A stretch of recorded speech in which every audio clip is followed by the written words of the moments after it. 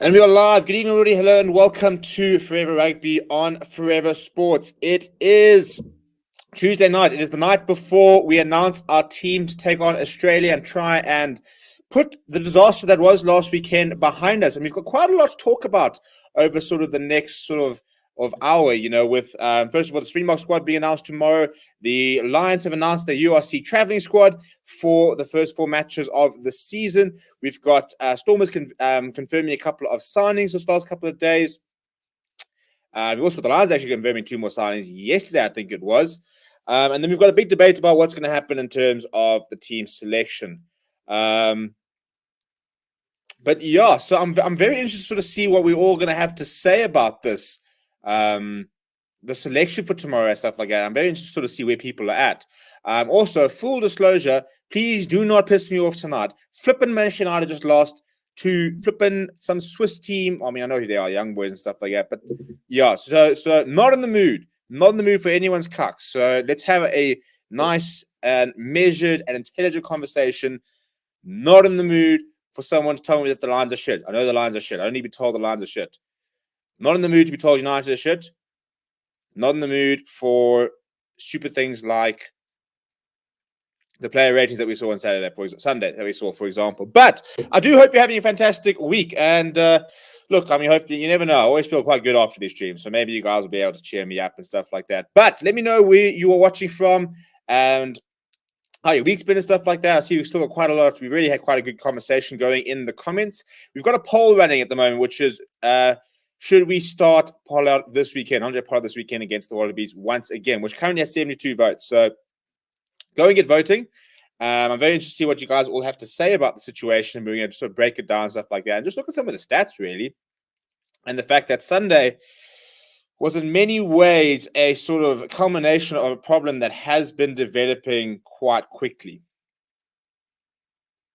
And I think that we've sort of been waiting for it for a while. And then we saw it on Sunday, really. And if you look at some of the stats, the more you look at the stats, as I said, the more it has been a growing issue that we haven't really addressed. And I think now we're going to be forced to address it. And I think that in many ways, Sunday kind of highlighted the major issue with the 6-2 split. And in terms of the personnel, whether we have the type of players right now to be able to have a 6-2 split, or whether we need to relook at things. And what I think is quite interesting is I think that there would have been changes.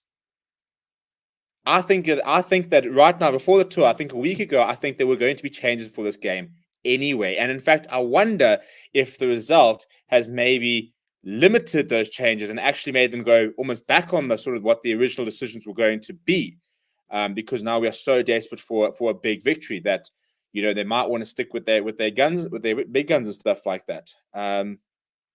So I'm trying to decide where we start. Let's start with the Springboks selection tomorrow. Right. So first of all, I think before we talk about selection tomorrow and stuff like that, let's just talk about the reaction to Sunday. Because at the end of the day, the Springboks walked onto a field, scored 3 tries to Australia's 1. There's a bit of a narrative that's saying that Australia's tries should have been chalked off for a potential forward pass. I think it's 50-50, so I'm not really going to go into that. But we came off the field having scored more tries than Australia and having lost by 2 points, and yet having left 10 points out there from the kicking team. Whereas Australia scored just 1 try and left no points from the kicking team. So at the end of the day, to say that we were tactically outclassed, to say that the game plan was completely wrong and that there was no plan B, it's wrong, to be honest. I think it's completely wrong. If we hadn't scored a try up until the 60th minute and we went to a plan B and scored 3 tries and hadn't converted them like what would happened, we still would have lost. So I don't think that we can. You can't attack the game plan for me. You cannot attack the game plan when you score 3 tries against an opponent. You know, just because there are 3 more tries. I mean, somebody said to me, oh, but they're more tries. You can't celebrate a more try. How many points does it get if Cheslin Colby skins 2 guys on the outside and goes over in the corner? 5. How many points does it get if Malcolm Marx is at the back of a big rolling ball and goes down? 5. So, Yes, we'd all love to see champagne rugby and stuff like that. But at the end of the day, we went over in tough conditions in Australia, our first match overseas, and we scored 2 more tries in them. We scored 3 tries. I will maintain we did not lose because of tactics. We did not lose because of game plan. Yes, I think our discipline was off. I think our discipline was off. 2 yellow cards is pretty uncharacteristic. We did concede too many penalties, which they did take the points. We lost because we didn't kick well. If we had kicked half, if we had just taken half the amount of points that we missed, we win that game. 1 more penalty, we win that game.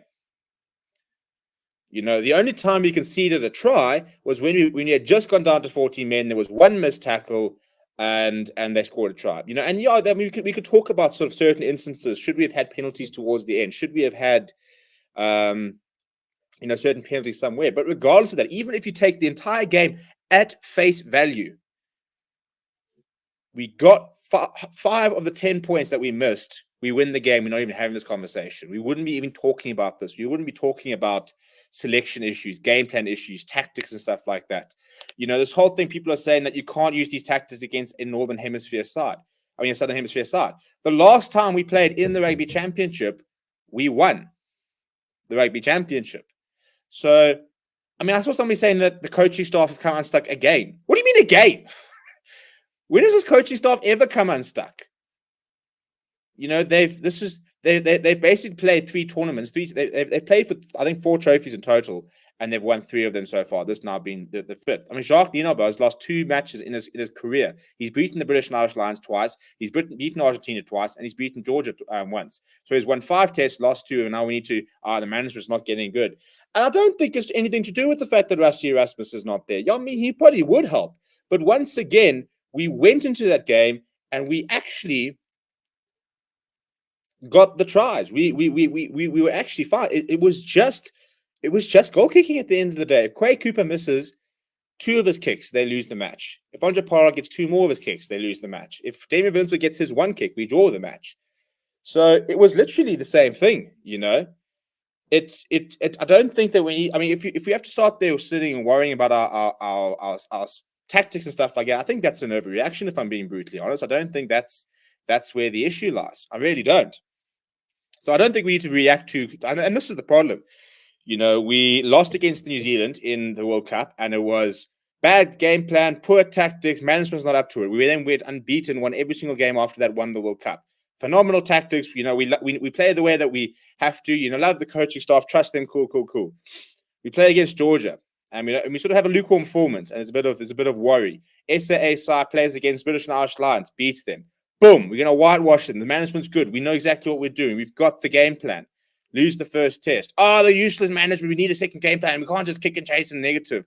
Win the next 2 games. We love it. So it really is a thankless job to be part of the Springbok coaching setup. Because they won 4 games in a row, 2 games against the British and Irish Lions and in the series, 2 games against Argentina, lose 1 game against Australia, and suddenly everything they've done gets thrown out the window. So I just think that in general, we just need to relax, take a deep breath. We have a horrible record in Australia. We've had teams that are far more settled have a horrible record in Australia. It's not an easy place to go and play. It was in front of and with a crowd, there are a lot of external factors and stuff like that. I think that we all as fans underestimated Australia, and then we were surprised when it didn't go well. And I think at the end of the day, we should have won. In terms of literally, we should have won. Not even it was a game that our quality should have been more quality than. We literally did the right things to get the victory. We just couldn't finish it off. So I think we need to relax about the coaching setup and about the tactics and stuff like that. If you then go and lose to Australia and you get hammered twice by New Zealand, you then think, right, well, maybe we need to relook at it. But that hasn't happened yet. So let's not write everything off before that happens. We don't even know if it will happen. But yeah, I'm trying to see where we're at in terms of the comments from when I went live, because there was a lot of chat going on before. So Esquivo says it's just one bad game, and my main concern is that why was David Vincent back at kicker? He can't play 10. It's been shown countless times. Where is Mornestemo, Alton, Yankees? Can't play a specialist 10 on the bench if you 6-2 split. Did you see Rugby's tweet, Stephen? My prediction is Elton at 10, Pollard at 12, give Dale India a week off and keep Willemse on the bench as cover. I'm not upset. I wouldn't be upset with that. As long as it is a case of let's give Damian Dale India the week off because he has played a lot of rugby and not just we need to find a place for Pollard, but we can't have him goal kicking. Because I think that I don't care who you are. I don't care how world-class you are. Peter Steph-Toy walks into the field and misses 10 tackles, concedes 2 tries as a result. He needs to be punished for that, or he needs to be accountable for that. I don't think any player should ever be immune. You've got to feel that every single time you walk onto that field, you need to feel that you don't have that jersey on your back. That is not a guarantee that you could lose that tomorrow. That every single game you play, you are playing to keep that number on your back, to keep your spot in the team next week. And that's not to say that you can go on this phenomenal run, have one bad game, and get dropped. But the goal kicking thing has been an issue for a while, and I'm going to bring on some of the stats about. We're going to talk about that, and we'll talk about the selection. John says, "Yeah, dropping one of the best players in the world after one pretty bad is over emotional idiocy." I agree. Pollard 12, Yankees 10 will be interesting to watch. Well, we've seen it sort of in the latter stage of the games before, and it has worked quite nicely. I've always said that Pollard plays as an inside center. If we're being brutally honest. He's never been a George Ford, a Finn Russell, a Johnny Sexton, a Richie Mwanga, Bowden Barrett, Quade Cooper. He's much more. He's very much it's like Butch James 2007. Physical, very good defense. Tactical kicking is pretty decent, but he's never been an out-and-out fly half who plays inside passes, gets the line quite flat, doesn't really carry the ball. You don't see Finn Russell taking the ball into contact. So whereas Pollard, you do see, he can operate as a crash ball, and there's nothing wrong. It's because he suits the Springbok setup. But in terms of sort of like for example, Johan Goosen is a completely different player to Andre Pollard. And ironically, Johan Goosen's got a bigger boot, but he's much more in the mold in terms of he's much more in the role of an Alton Yankees, type player than he is a Andre Pollard player who plays everything very, very safe, and he's just good at everything. He's very consistent. That's what's made him such a world-class player. Colin I just want to say one thing. If we won, which we should have, if the ref was actually good, people will say keep the team the same, so the team is not going to change much. Brendan Opperman says, bring in Goosen as accurate as 90% in the Currie Cup. I think it was technically 87%. I could be wrong, but I did see 87%. So he could be like 3% off. Not that I'm going to nail you for it. Tiad says, I see people wanting to switch kickers, but I don't hear a lot of talk about Morné Steyn. Bear in mind, I'm newish to rugby. We have to start the same backline, but the forwards, Marks must start, and then we can start Jasper at 8. I'm loving Marks off the bench. I think if he got 35 minutes on the weekend. So I don't mind him getting 35 minutes every weekend if he's going to play like that. I think he's such a big player to have towards the end. Pollard deserves to be dropped, but no quality replacement means he'll play again. 2 scrums to the end. Now, Polly won't get dropped. They might put him at centre with Damon Delendi, and then put veteran Morné as fly half. Unless you have utility back in the starting 15, you can't have a specialist 10 back up with a 6-2 split. Unlike a France Steyn, Willemse has only started in 3 positions. France has covered it all. Khaleesi's yellow. He got hit in the head with the shoulder. No sanction. Looks like a semi-tip out. Trumps a tip on the head. France Steyn would have been a better replacement Pollard when it was clear Pollard's kicking was off. Willemse is even more inconsistent place kicker than Pollard, so very good kicker replacement. CVR was also said he'll go France ahead of Willemse. Cheston says, hey guys, I really don't feel Pollard should be dropped from the starting lineup. Everyone blaming Willemse, but he was really not bad. No, he really wasn't. I'm sorry. I don't even understand why we're talking about Damien Willemse. I think Victor Matfield deserves to be taken aside and told off for that whole thing. He literally said in the post-match press conference, in the post-match review, I don't think he's a good rugby player. I don't think he's a great rugby player, is quote what he said. For missing one, it was a terrible kick. It was a terrible kick. There were 8 points left out there before he even walked onto the pitch. He also had a try-saving tackle. So he missed 2, saved 5, at least. But we're going to ignore the 5 that he saved and just look at the 2 he missed. I think it's so wrong. I think it is so wrong. I honestly don't. I'm not going to leave Damien Willemse out to dry after this weekend. I think that we have identified an issue with the 6-2 split. But I think the issue is not necessarily Damien Willemse's fault. It's a fault of the fact that we have a pretty inconsistent goal kicker as our starting fly half. And Andre Pollard was fantastic in the World Cup, but I've got all the percentages of when he's of his place kicking over the years for the Springboks, and it's never been phenomenal. He's not a phenomenal goal kicker. There seems to be this idea that he's like one of these best goal kickers in the world. He's not. He's just not. He's percentagely, he's not. He's less than 80% for his international career. That is not a Morné Steyn. That is not an Owen Farrell. So he's never been. It's a bit like a Bowden Barrett. Where on their days they're very good, but they have their off days, and they're not operating in the high 80s, 90s.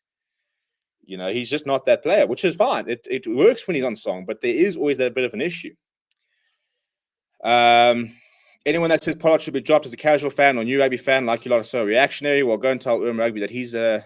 Well, no, I don't think it's being reactionary, to be honest. I really don't. I think that you've got a squad and you need to use it. And you need to make the best decisions. And even if I were to drop Pollard this weekend, he comes straight back in against New Zealand. That we know. But maybe you need to sit there and say, you had an off game, so we're going to back somebody else. We will back you for New Zealand type thing. I don't understand what the issue with that is. Use your squad. We've taken over 40 players. We can't just use the same 23 every single week for 4 weeks in a row. It will not work. So Morné Steyn beside Herschel. I wouldn't go Morné Steyn. Well, we'll talk about it now. KPMG says, Damien Williams says, great with the ball in hand, but as a backup place kicker, that's my only criticism for choices made on the weekend. Supporters out the box last, sack the management. The tactics are horrible. Supporters out the box room. Let's go management, literally. GVR and Royan says, since Pollard got the big injury in Europe, he's been off the boil, maybe lack of game time ahead of national honours. Polly won't get drafted. They might put him at center. Yeah, we saw that earlier. Form is temporary, class is permanent. Anyone can have a bad game. So long as we don't break Russie's 3-game rule, I'll continue to swear by the box, tactics, coaching, etc. Just Burns to lose to Australia. 2 teams that can't stand losing are the English and Aussies. I 100% agree with that. So there's consideration we made to get Johan Goosen to the squad post-champs. Pollard's goal kick accuracy record has always been around 75%. That has always been the trade-off with Pollard. There are some days that he'll kick 100%, but not often. Just said that. Exactly. And we'll go through his years. He's never been a Morné Steyn, so it has been a building issue. The problem then comes the fact that there isn't a replacement. And how much do you make sure there's a replacement goal kicker? How much do you then say, listen, we can't back you as a number 10 if we want to go a 6-2 split unless you up your goal kicking? It becomes a genuine issue, because do we now have to play a fullback who can kick for goal? Do we now have to go back to an A3, or do we have to pick a utility back who can place kick, which we don't? I mean, we've got Frans Steyn, but it's not exactly a long-term option, is there? So I think Johan Goosen is where that sort of 6-2 split answer comes in terms of a player off the bench. Alpha Lincoln says, we just need a better kicker on the bench. All 15 was below par in the game. Box will be much better this weekend. I'd like to see Goosen and Katie get a call up. Ricardo Smith says, cannot break up best centers in the world of Lacania and Dale Lindy. Game plan should be managed according to the situation. Why are we kicking almost every time we retain possession, especially with an opposition 10 meter? We threw a lot of opportunities away. Look, Australia did counter that very well with their lazy runners, which I think will be interesting to see if they can get away with that this weekend. We played better when our backs are up against the wall. British and Irish Lions series and the World Cup. I believe we will run Australia off their feet and set up a big clash against our nemesis, the All Blacks.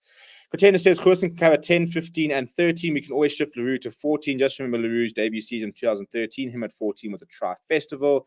There's no one decent enough to take over. How about injuries? Eben and Alert both looked sore. We'll find out about them tomorrow. There has been no confirmation. Razal Al Ghul says Pollard shouldn't be dropped at all. I'd like to see the exact same team play again. 3 tries to 1. Sketchy ref plus poor accuracy, not just on the tee, because now a loss. Does anyone know how many tackles the box missed? I think we were about 78%. So if Johan Goosen would be added, Andre on inside and Damien on outside center, I wouldn't break up that too. We didn't use our backline at all. We did was kick possession away. The coaches need to understand it doesn't work against every team. Williamson should be dropped. I disagree. For what? For missing 2 points.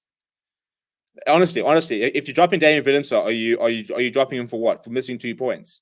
Is that literally what you're dropping from him? His contribution was a try-saving tackle and missing 2 points. So what are we dropping him on the basis of? And then in the same sentence, are we dropping Pollard as well for missing the 8 points? Or are we letting him get away with that? And I'm not trying to be sarcastic or anything. I'm genuinely asking. Is that where we are? Because if you're going to drop a player for missing 2 points, you have to then drop a player for missing 8 points. So are we doing that? We can do that. You can do that. Do you think Villiers has been, or is he still good? I think he's very much important in terms of the way he reads the game. I think his performances on the field are a little bit questionable, but I think his understanding of the game and his organization is what keeps him in the side. You can't take Pollard to the next World Cup. I mean, you can. Even was off the ball, to be honest. Yeah, was pretty poor. Ronald says, Gent, this game was a fluke, man. Name another game where Sia gets a yellow. Has the worst game in 3 years. Pollard misses 11 points, and we score 3-1 and lose. The truth is we had a bad day. It happens. Carly said that Willemse was solid. I'm just going to catch up here and then we'll move on. This is one bad game. Give him a chance. One bad game. Damien needs to run the ball. We don't have to play these silly up and unders. I get we do well under the high ball, but so do the Australians and the Kiwis. Everyone can handle them. So let me just quickly hide this comment now because it is getting a bit further back to go back and find it. Container says, according to the Beastman's autobiography, says that Victor Matfield says that if you play well, he will celebrate with you. If you have a bad game, he crush you like bricks. Yeah, wouldn't surprise me. Box need a kicker. What about Colby as backup kicker? Lots of people talking about Colby, about Faf. The whole box style revolves around scoreboards pressure. If we earning the pens, not convert to the points, we will struggle. If Willem says to be our utility back going forward, then we need to give him more goal-kicking duties over the coming games. Otherwise, Khosa must come in. Mornay must play at least bench. Victor Matfield needs to relax. Pollard's kicking has been off for a while, even on the British Irish Lions series. Pollard reminds me of Quaid in his younger years when he had a 50-50 boot. Pretty on there.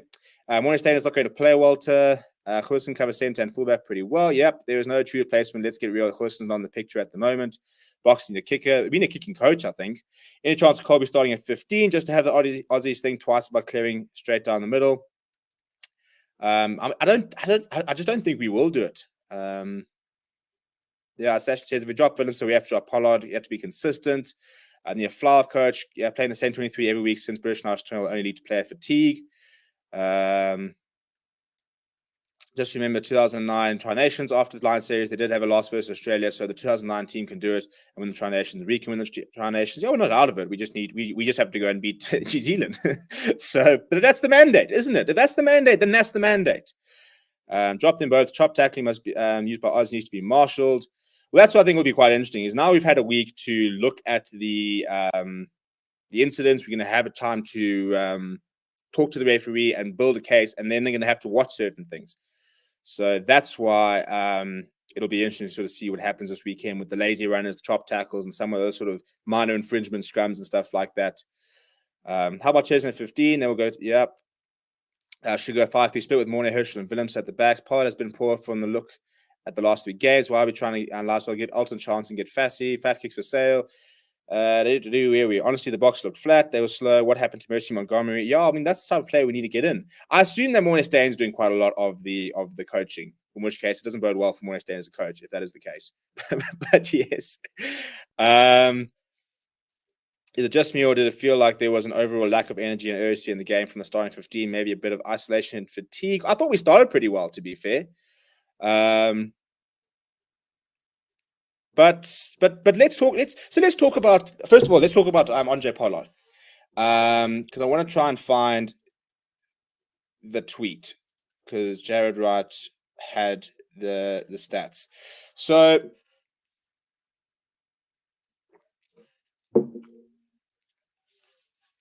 Andre Pollard off the tee this year. Against Georgia, he was 4 out of 5 with missing 2 points.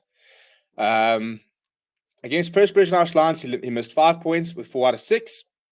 We lost 17-22. So those 5 points actually would have put us level. Against the British Irish Lions in the second test, 6 out of 8, losing 5 points. Didn't matter in the end because we outscored them. In the third test against the Lions, 3 out of 5, missing 6 points, and we won 19-16.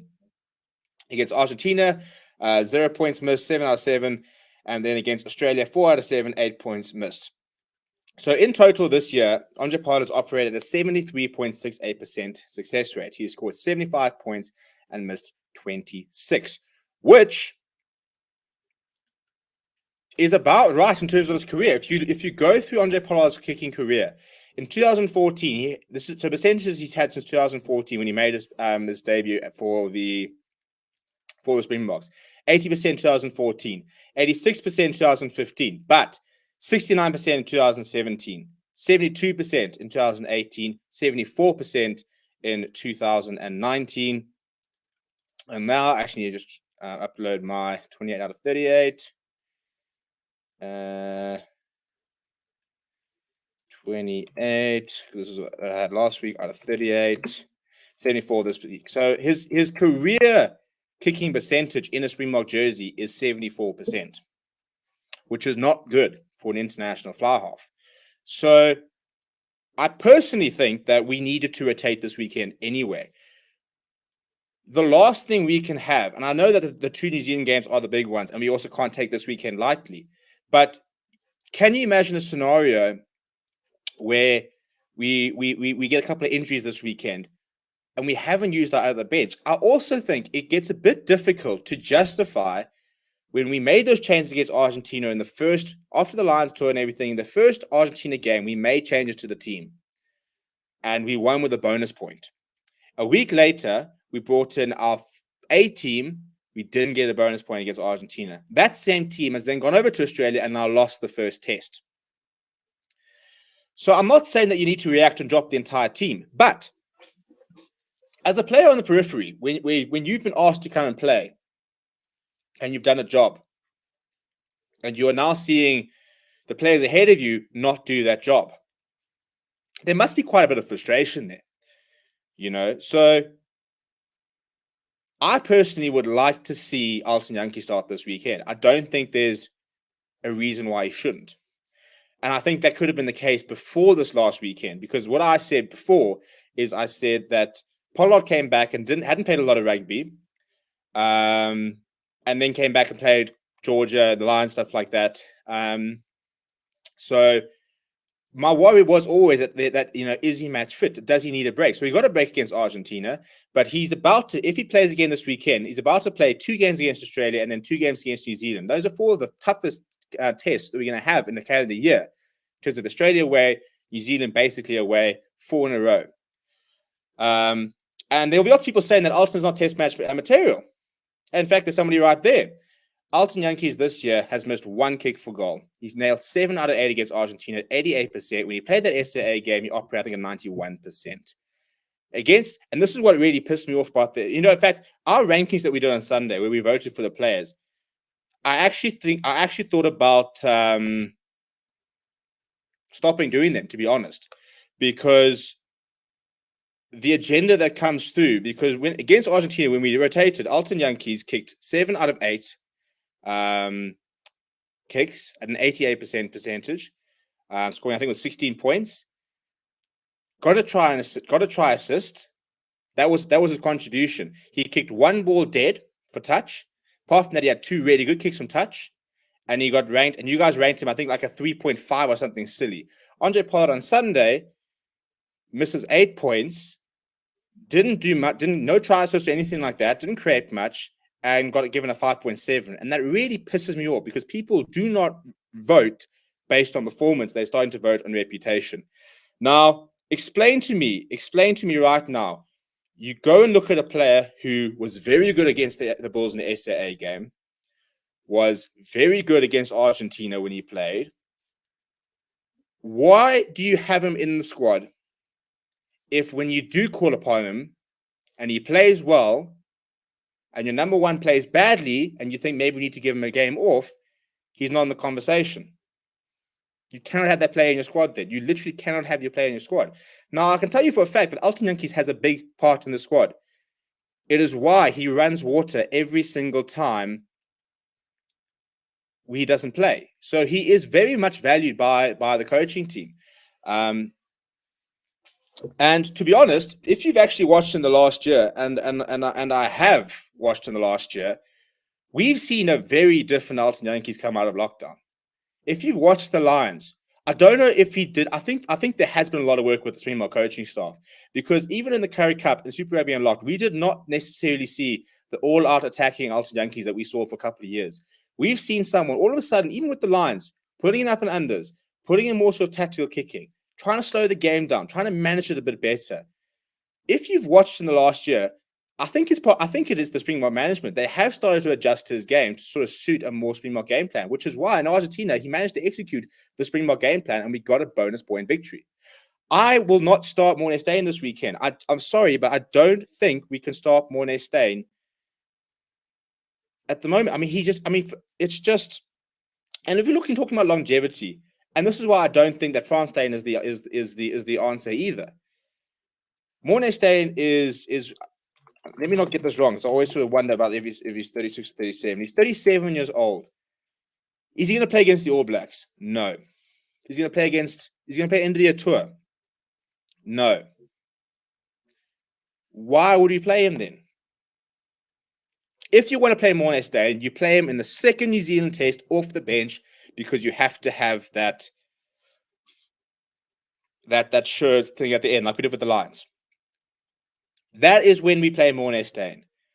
Why? What do we see? What value is in there in starting Morné Steyn against Australia for a once-off test before we pretty much leave him behind? I'm sorry, Morné Steyn does not go on the end of year tour.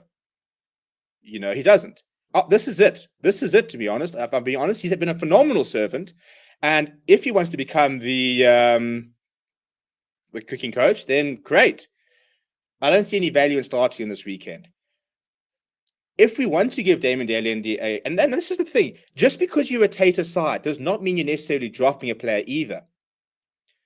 Damian de Allende has played full 80s the entire season. Georgia, was it Georgia? No, France played Georgia. 3 Lions tests, Argentina, Australia. So if you want to give him a break and you want to go with an Alton Yankees 10 and Pollard 12 conversation, then I can get behind that. I think it means you can give Pollard a go and say, we're not going to drop you, we're going to back you. You can still play, and you can still get your confidence up, but we'll take goal kicking duties away from you. So we can hand over the goal kicking opportunities, or we can say Alton will kick from the right and you'll kick from the left, and we go with a left-right combination, which I think works quite nicely. Alton Yankees is, I think, 30 or 31. That's 6 years younger than Steyn. So even if he is 31. Yeah, he's 31. He's just turned 31. So he's 33 in the next World Cup. So he is an option in the next World Cup, because especially we look at the Springbok squad, we don't retire people at 30. So I'm backing the 31-year-old ahead of the 37-year-old. And then I'm bringing in a new flower half that will then be there for 2027. But for somebody who has a career kicking percentage of 80%, Alton Yankees is there. He is the number 2 flower half. He is. Morné Steyn has not started ahead of him except for that SAA game. But Argentina, as soon as we went to Argentina, the first thing they did was go with Alton Yankees to start. So if we are dropping Pollard, I don't think Morné Steyn's even the conversation, to be honest. It's literally a conversation is, are we going to back Pollard again, or are we going to play Alton? If Morné Steyn's involved, I think he's involved off the bench. And we can go off the bench, but at the end of the day, I flipping love that 6-2 split. And I know I never used to like it as a former backline player and somebody who loves watching the backline run. But we cannot deny that those 6 loose forwards that came off the bench this weekend made a difference. Kwagga Smith, Jasper Wiese, Malcolm Staden all came on. Jasper Wiese was probably a little bit quieter, but they made a difference. Our bomb squad works. It does work. So you want to try and keep that 6-2 split. So maybe you do then sacrifice Damian de Allende and you say, listen, Damian, you have a flipping weekend off and you're going to come back and you're going to flip and run over David Havili. That's what your plan is. And that's fine. And then, as I said, because I think that if we go with the same 23, and then we go with the same 23, and we go with the same 23, Luat Diago took a knock this last weekend. Eben Etzebeth took a knock this weekend. We had Faf, Renard Alstad, both the Dupreers, Dwayne, Marco van Staden, somebody else as well, who have all had niggles throughout the sort of time and has had to come back. So let's not pretend we've had a clean bill of health. Cheslin Colby's currently injured. So we've had injuries. PSF's toy is out for the year, basically.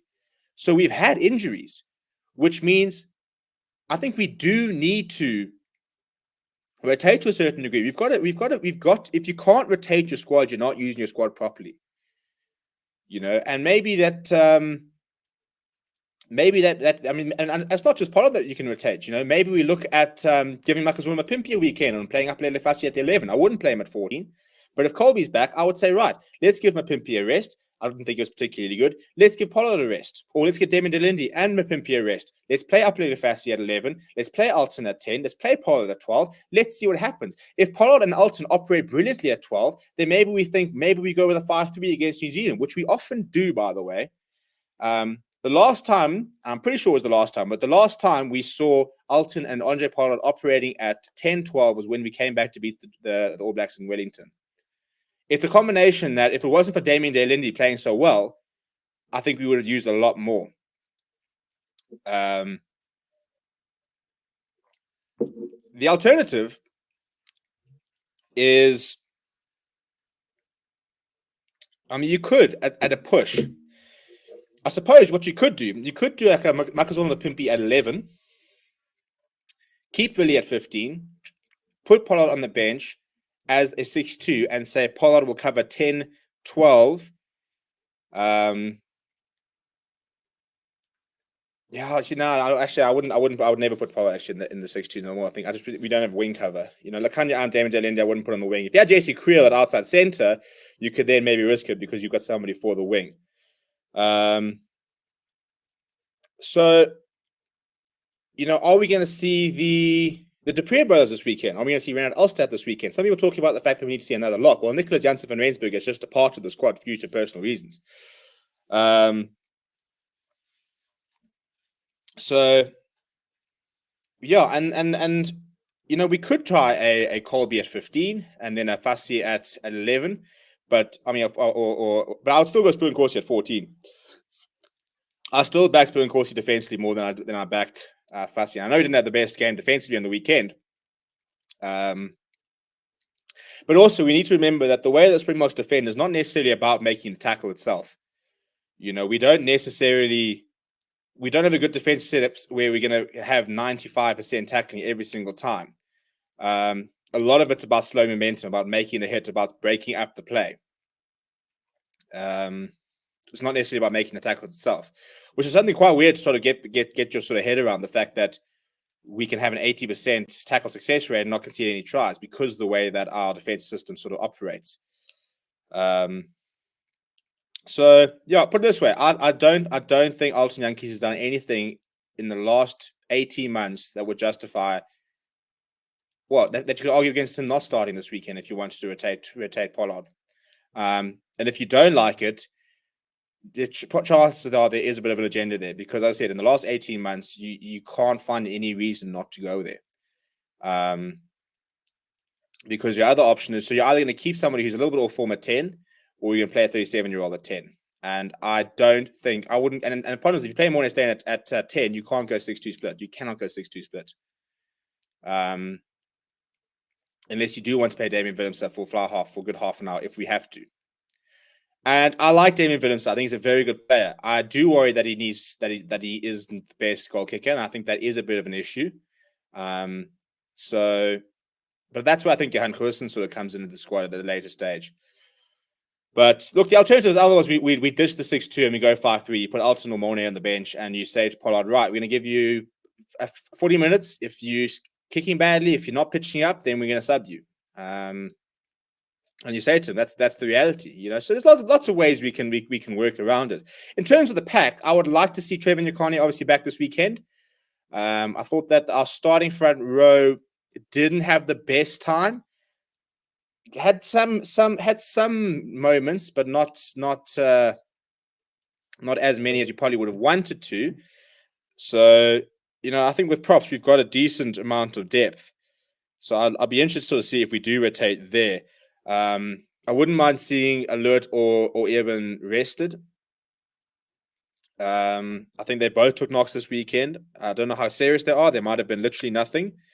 But I would like to see them rested. I mean, Lewis went off injured. I'm pretty sure that Eben went off injured and then decided he could play. So those are worrying signs for me.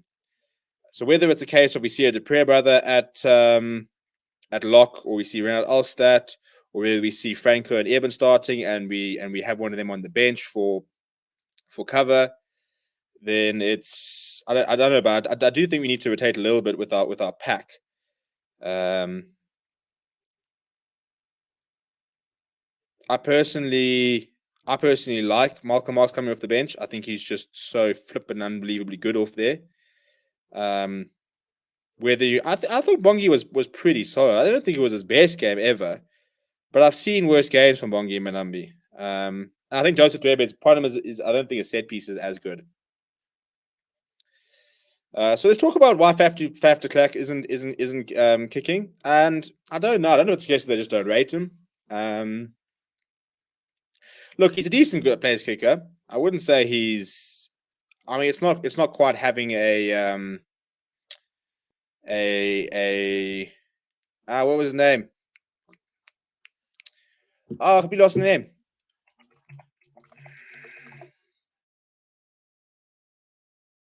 It's going to come to me. Big Laidlaw, that's the one. Yeah, okay, he's not a Laidlaw, but he can kick if he needs to. So he's an option. Whether they'll ever sort of go there, I'm not sure. I'm trying to see if I've got the fast kicking statistics how many kicks he did take, if it's even actually going to show it. You can try and find it, I suppose, can we? Faf de Klerk kicking stats.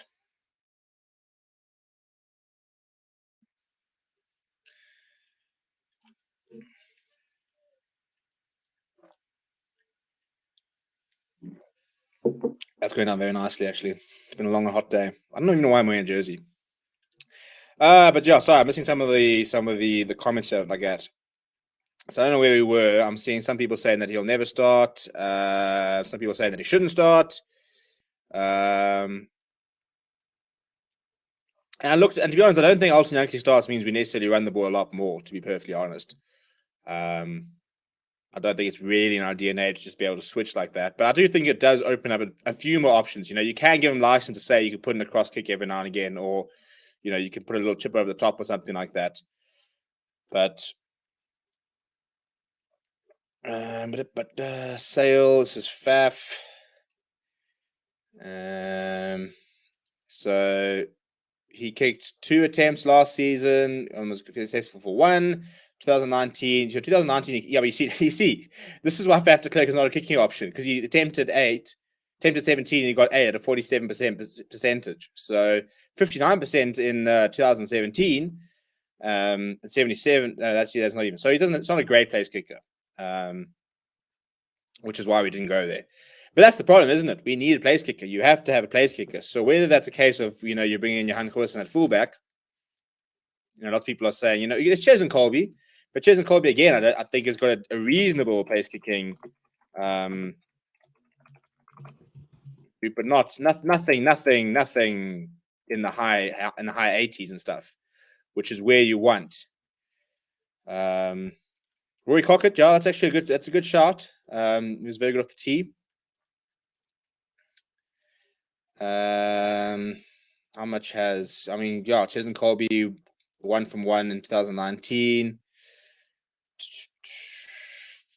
Nothing from 2021, apparently.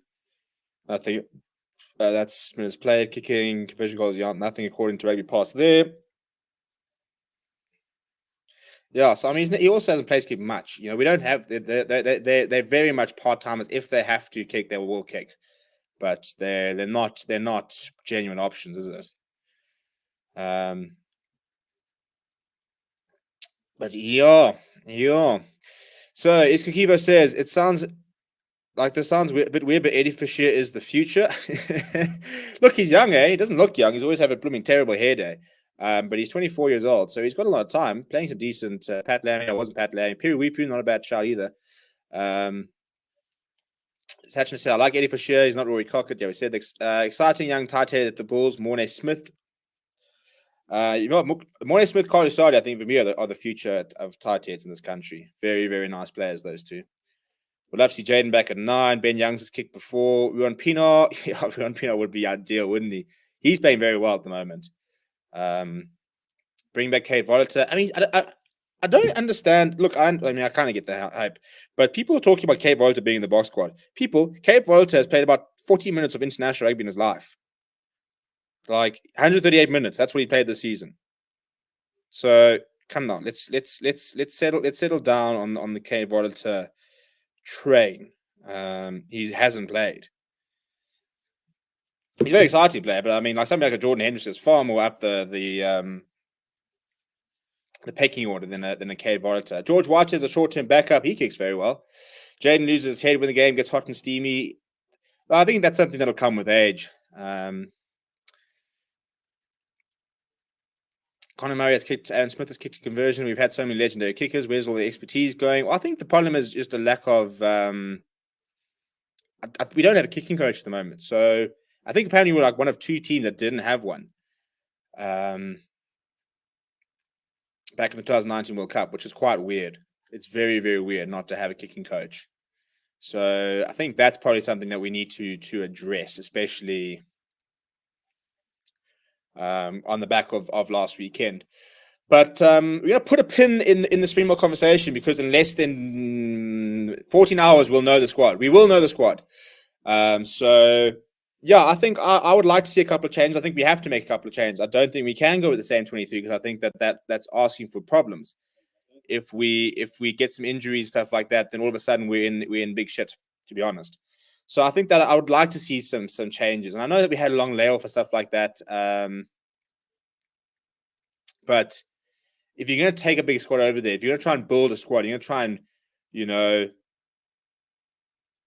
nurture a nice competitive environment, you need to be able to make a couple of changes, even if it's just 3 changes, even if you're just tweaking the bench slightly, bring in a player here, bring in a player there. If there's somebody you're a bit worried about, I mean, if someone's carrying even a knock, give them a rest, because at the end of the day, whilst I know that if we don't win this weekend, we're pretty much out of the rugby championship, we'd have to go flipping back-to-back bonus point victories against the All Blacks type thing.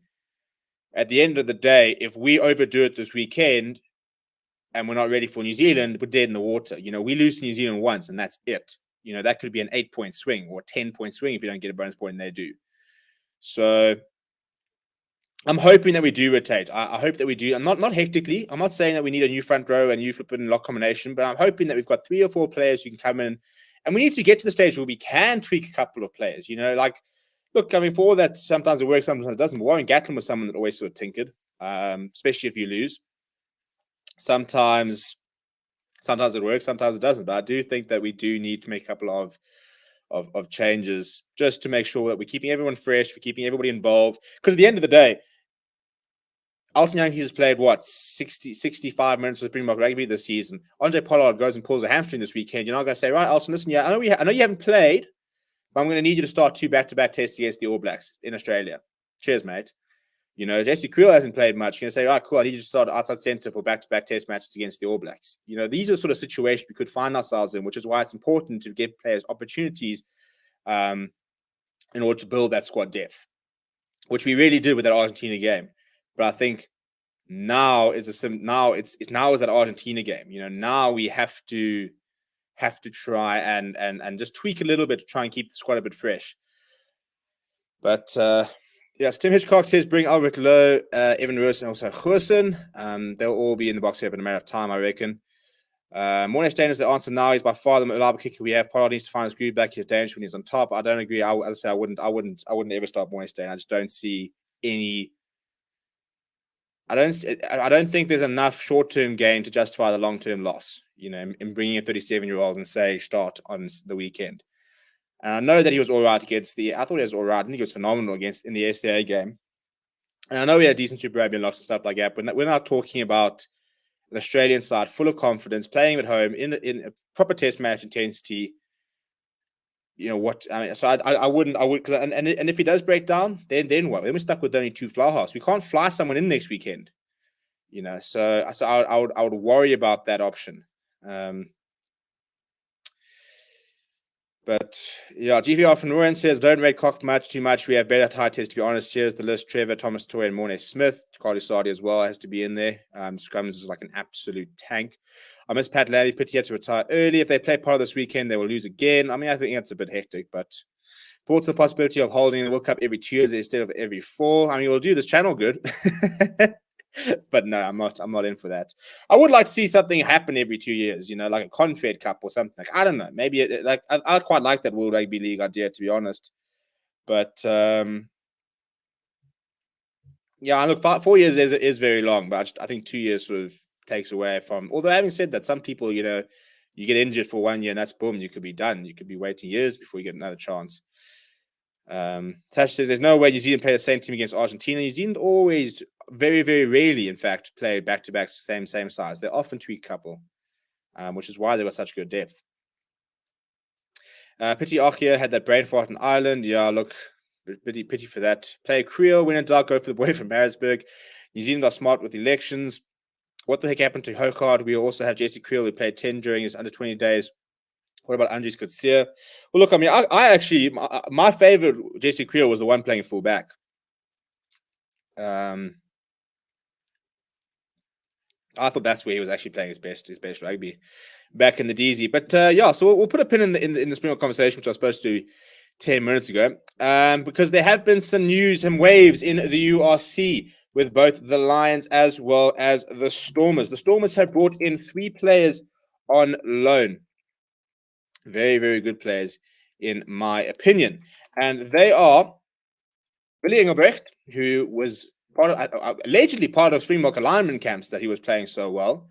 So interesting to see that. So a very good player from the Pumas. Stefan Ungra, who I wanted the Lions to go out because I thought he was one of the best scrum halves in the Currie Cup. And Junior Pokamela, who, when he is fit, is a phenomenal player.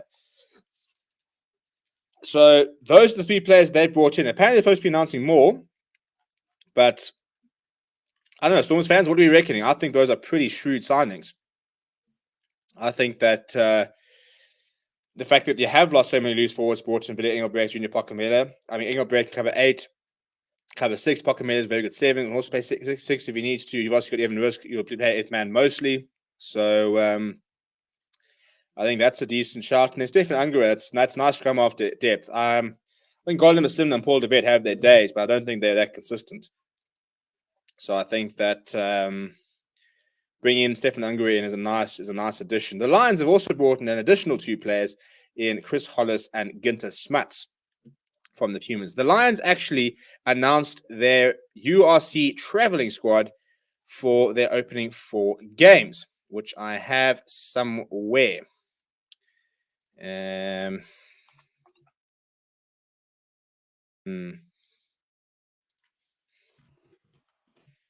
Where did I put this image? There it is. Right, so this is the Emirates Lions traveling squad for the opening rounds of the URC. So on the back of me saying that we've got to go out and get a lot of signings, we went and brought in a lot of players on loans, announced Edel van der Merwe, and we ended it there, which is quite frustrating. But this is how the squad is looking, and I think you're looking at the forwards, and the additions are Peter Jansen van Vuren, the lock from the Pumas, who was actually captaining them. Then we've got Morgan Nadir, the tight head, who's going to be replacing Dylan Smith. And then we've got, I wouldn't say people who, not alone, people who sort of come in from injury and stuff like that. Vincent Tuka is set to be fit for the tour. Yanni Duplessis back in full force. Looks like Jaco Creel's back in full force, which you didn't really see him. And then the back lines, Eddie Foucher's on loan from the Pumas, as is Matt Moore, who's over there, as is Ginter Smuts. Now, I look at the squad, and I think that if I was going into the Currie Cup, I'd say I've seen worse squads. But to think that that's the squad we're going to go and take on, who are we playing? I think we're playing Ulster. I know we're playing Zebra and I think it's Scarlets in the second game. We don't have the hardest fixtures. We could have worse fixtures, but not the best. Zebra at first, then Scarlets, then Glasgow Warriors, then Ulster. So that's the squad that'll be taking on those teams. And I think that, yeah, I'm a little bit worried if I'm very honest. I'm glad we brought in Eddie for sure, because at least we've got two recognized fly halves there. Matt Moore's a very nice player as well. But where's the star quality? Where is the star quality? I think Raz Baklana is a very good player. I think Vince Tuka is a future Springbok. I think Carlos Sardi is a future Springbok. I think Jordan Hendrickson is a future Springbok. I don't look at anybody else there and think they will 100% play Springbok rugby at some stage. They will 100% be, top tier quality eventually. I think Burger Oendal is a very solid inside center, but where is the star quality is the problem. I don't know where Tiaan Swanepoel is. They had made no mention of him. They said the players that didn't travel that will be available for the squad are Gianni Lombard, Willem Alberts, and I think it's a scrum off. Ross Kinnear. So those are the players that didn't travel who will be available. I don't understand this whole Gianni Lombard situation. The Japanese side announced that he's going to go join Johan Ackerman, Johan Ackerman, but then they keep talking about the fact he's available, he's doing his injury. So I don't know what the story is with Gianni Lombard. If we have him for the Rugby Championship, for the United Rugby Championship, it is Rugby Championship, then I'll be chuffed. I'll be very chuffed. Because he's a very good player. Whether he can come back from that ACL, we'll have to wait and see. But he's a very nice player, is Gianni Lombard. But look, if we have to pick a mock starting lineup, it's going to be. Hang on. Where's Jaco Vasaki in the squad?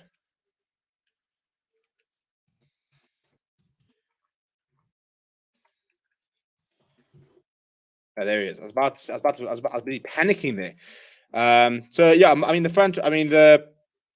The front row for the Lions will be.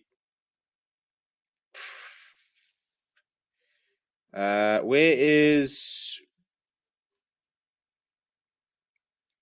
probably Morgan Nordia, Jaco Vasaki, and Carly Sardi. Locks will probably be Peter Jansen from Furen, and I'll probably go around North Nachel. There's a couple of players missing here. I'm not quite sure what their situation is. Or we went Schoolman, loose trio of Jaco Kriel, Vince Tuka, and Frankie Horn. Backline of I'm almost start blowing into smuts. Jordan Hendrickson, Burger Oendal, maybe Matt Moore actually. Montesier Similani, back three of Raz Baklana, Stian Pienaar, and I suppose it has to be W for unit fullback, unless we want to give Divan Rousseau a go. But we've hardly seen him since he's actually come to the Lions. Bit of a strange signing that. Where we at? The Lions going to have more pain in URC. Sorry, Stephen. Yeah, it's not going to be pretty. We've got the first bloody game as well. So all eyes on us next weekend, 6:30. I'm going to be in my Lion shirt. We're going to be moving up against Zebra. Surely we can just flip and get a decent result there. Such as Zebra, tune up for a game for the Lions. Yeah, look, don't put anything past anyone. Lions need some box. Yeah, not going to produce them either, are we? Such as I see, Zebra will be make or break for the Lions tournament. The Bulls are SF's only host for the URC. Not wrong. Lions need to wake up. Sharks need to wake up. Our Cheetahs going over to the URC. No, they're not. Harold Forster shining at the Bulls. Pity Lions lost him back in the day. Wouldn't mind seeing him in a green jersey. Harold Forster, Lion on the Poo, Ruan Comrink, Badosh Tamwe, and there's somebody else as well. Marco Jans Furen. All ex-Lions players operating at the Bulls pretty well. So, yeah. Jaden BS says, no, Colin Neva says, listen to me now. Same team, Lewitt swap with Ori. If I'm wrong, I'll donate 100 Rand. Well, I'm not going to say no to that. We'll be live again tomorrow night. We'll see you then. The Lions need to go low and Jacques Porketer from the Cheetahs. Yeah, I'm all in for that. Dean Hall and Brent Russell are the goats. Fair enough.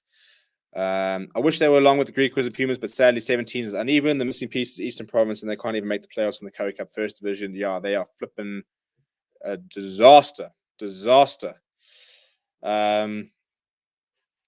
Lionel Pooh, what a boy. Leave the block team just like it is. Bring Alton or Morney on the bench. Drop Quacha. I wouldn't have dropped Quacha. The reason we scored that second last try was because of a penalty he won, and nobody else would have been able to do what he did. I like those three loose forwards coming off the bench, actually. I think if we are going to have 3 locks starting, as we pretty much do even when Peter Steph the Toy is playing, I quite like that idea. Obviously, ideally, you want to have a lock in the RGS Neyman coming on, but I thought they worked quite nicely. That performance was the worst block performance in 3 years. How are they still winning the game 79 minutes? Well, we only just started winning the game, to be fair. We were chasing it. I'll check it tomorrow. 100 super chat from wrong. Well, now I'm just hoping. Now I want to fly over there and like smack somebody's ankle or something. What's happening with Stormers? Well, I mean, they're not going to get kicked out of the URC if we're talking about that. I don't see SA Rugby doing it. I think it's cool that they're going after them and saying, bugger you, and we will do this to you, but they won't do that. But yeah, people, I'm going to call it there. If you haven't already, we have launched our official store, which is shop.foreversports.net. You can go get yourself some cool items like the little bucket hat, which I'm going to get myself one in the next week or two, hopefully. But yeah, please do smash like on the way out. But if I'm right, what do I get in return? I don't know. Financially, I'm not in a very good place, so I'm not putting down 100 Rand bet. I don't know if I can give you a free membership. I'll give you a discount code for the store. I could probably do that.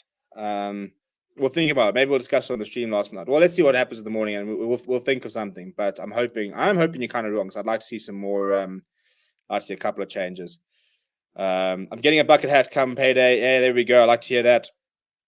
But yeah, people, please do keep well. Please smash like on the way out. Subscribe to the channel as well. We will be streaming the press conference tomorrow, part of it. We can't stream the entire thing, but we will be streaming the announcement press conference in the morning. So we'll see you guys then. And obviously we'll have a video out on it, and then we'll be discussing it tomorrow night. We're going to be live for this show between 8 and 9, and then we're going straight into a live watch along of one of the Champions League games. I haven't decided which it is. We'll pick a game tomorrow.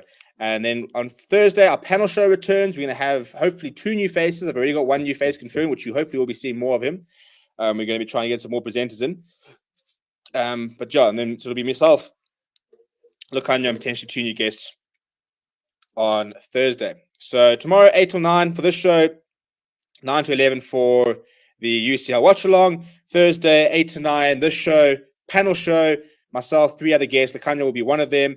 And then following that, the Premier League show, which will be live 9 to 10, myself and Kwele Monaheng. So we can all go laugh like an Arsenal supporter. And then Friday, we'll be live for the pre-match press conference with Sia Khaleesi. And then Saturday, we'll obviously be live for Australia versus New Zealand and South Africa versus Argentina, as long as Sansa don't block our streams.